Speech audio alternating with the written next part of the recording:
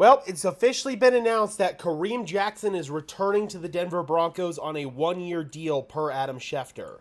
So this is big news for us, guys. As of right now, the financial terms of the deal have yet to be disclosed. Let me just double check, make sure they have not come out yet. Yeah, no financial terms as of yet. But I have to imagine that this is going to be a fairly cheap deal. I don't think K-Jack's going to take the vet minimum, but maybe $3.5 million, somewhere around there. That sounds like a good number for someone like K-Jack. This is a good signing for us, Broncos country. He brings that veteran leadership to the locker room that the Broncos have always coveted from him. K-Jack, I don't know if he's going to start necessarily because I know the Broncos really like Caden Stearns, but at bare minimum, he will provide really nice depth for us.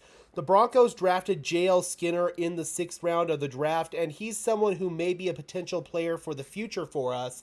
But both before and after the draft, Broncos GM George Paton said that an offer was on the table for Kareem Jackson to return to Denver. And he also said that the ball was in K-Jack's court. So it looks like K-Jack has finally agreed to return to Denver after testing the market and not really finding much out there. I wasn't going to be surprised if K-Jack elected to retire, but he decides to come back to Denver for one more year.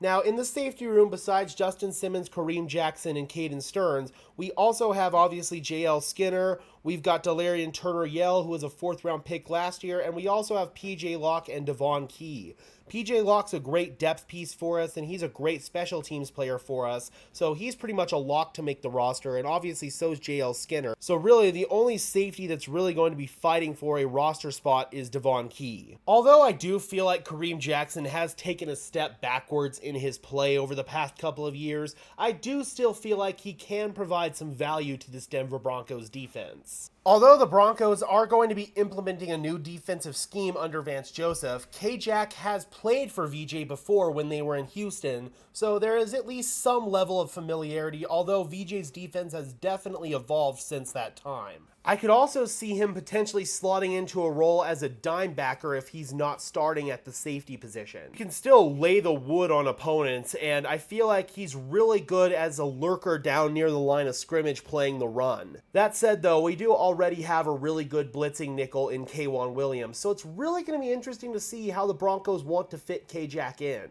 Clearly, he was comfortable enough with his role in this defense to return to the Denver Broncos. So I'm curious, guys, how do you feel about the team bringing back Kareem Jackson? Drop those comments down below. I would love to hear from you. And just before I drop out of this video, I want to make sure any financial terms? No, not yet. All right, guys, if the financial terms come out before this video drops, I will let them go down in the comment section below. But until next time, guys, this has been another episode of Denver Broncos Syndicate. I am your host, Gage Madrid, saying peace out.